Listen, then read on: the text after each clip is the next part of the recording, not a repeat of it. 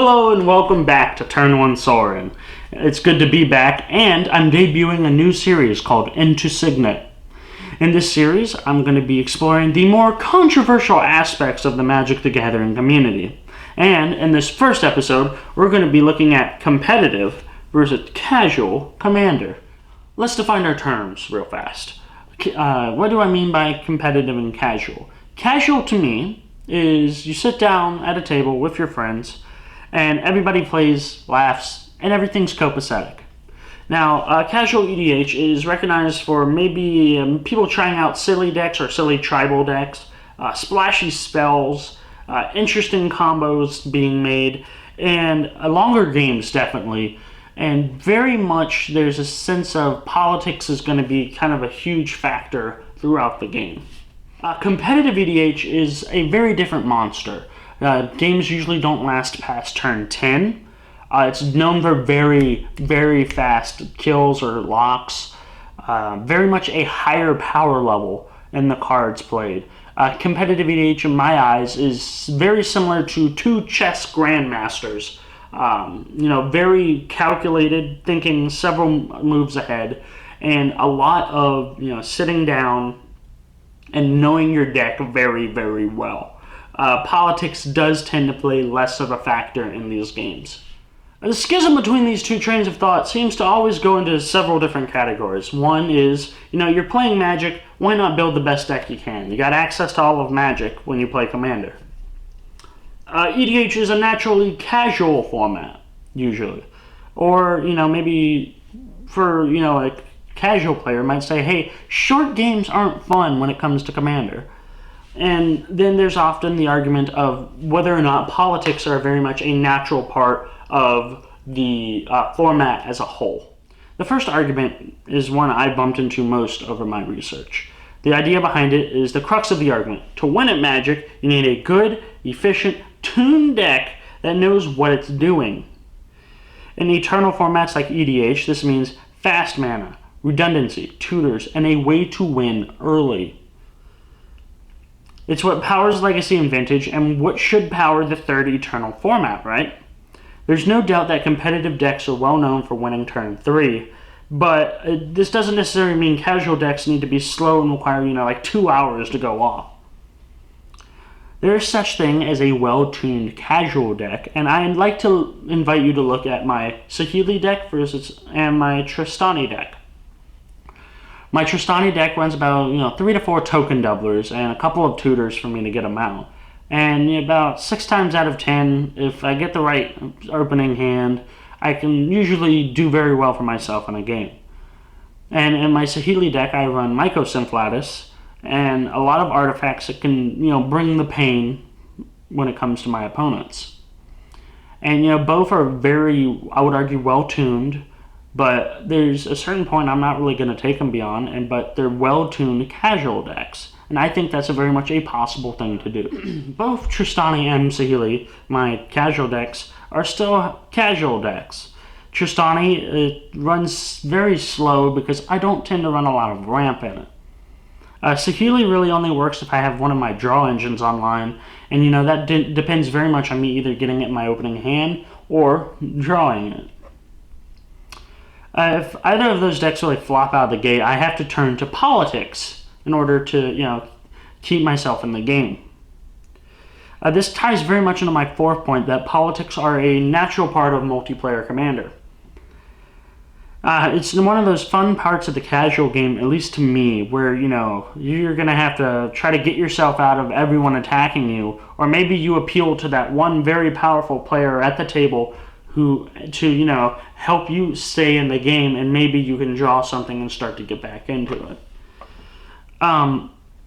It's very much one of those few points that can't be reconciled between the two viewpoints of casual versus competitive because of how the two games work. Competitive is usually very much 1v1, whereas casual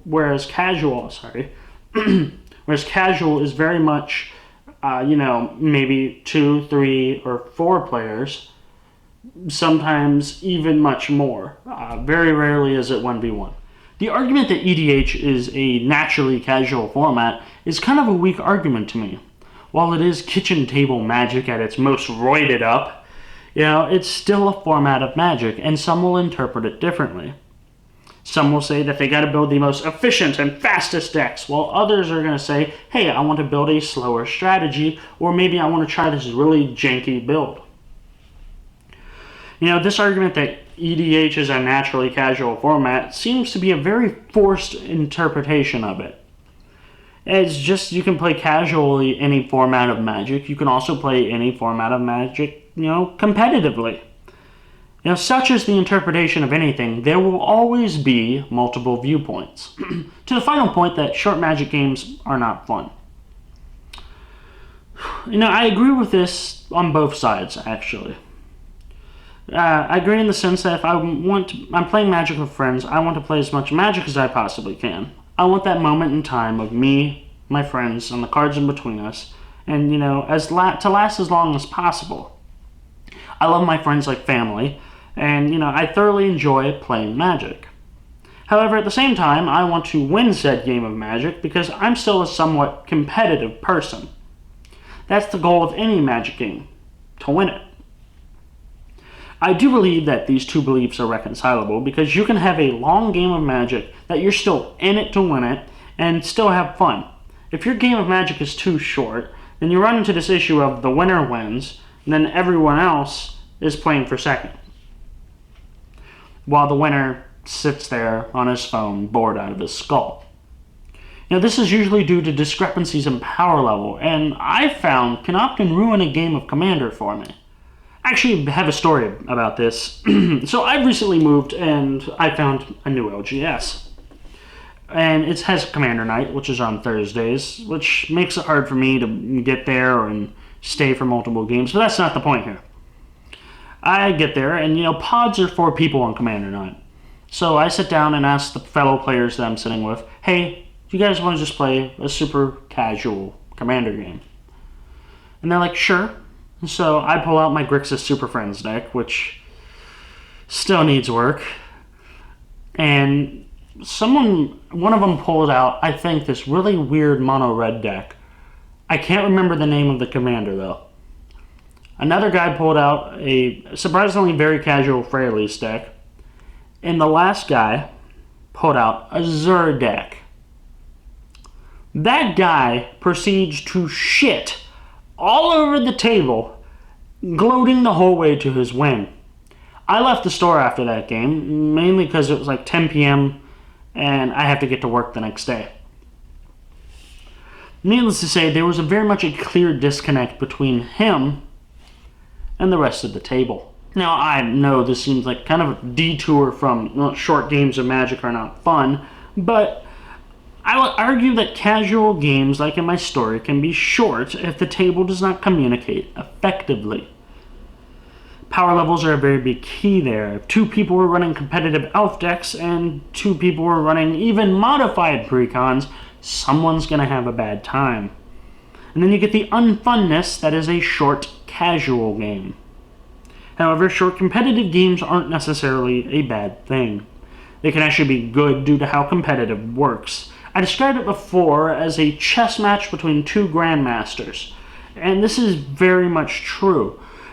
These players are planning, adapting, and planning again, very much within the same move, determining what resources they're going to need, what pieces they're going to need, and I know this is what people do during any game of Magic, but it's very much on a larger scale here. So, competitive versus casual. Are these 2 trains of thought reconcilable? I would argue yes. You can be a little bit of both, and that's fine. You are you at the end of the day, and you should do what you want to do. Just sit down and play Magic. If you have a different opinion or viewpoint, feel free to share in the comment section below. I'm starting to get sweaty, actually. Thanks, guys and gals, for watching the video. A little bit of an explanation into where I was dealing very much with a lot of lack of motivation and very much stagnancy is what I felt in my videos. I wanted to just take a break and let the creative juices flow again.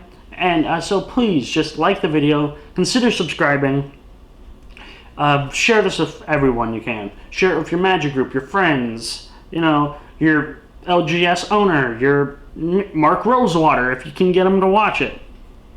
So, you know, my goal is to be the biggest Commander channel on YouTube. And if I hit 1 million subscribers by the end of the year, I will personally buy a case of Modern Horizons and do a huge giveaway with that case. Heck, I might even throw an extra box in there just to go with that.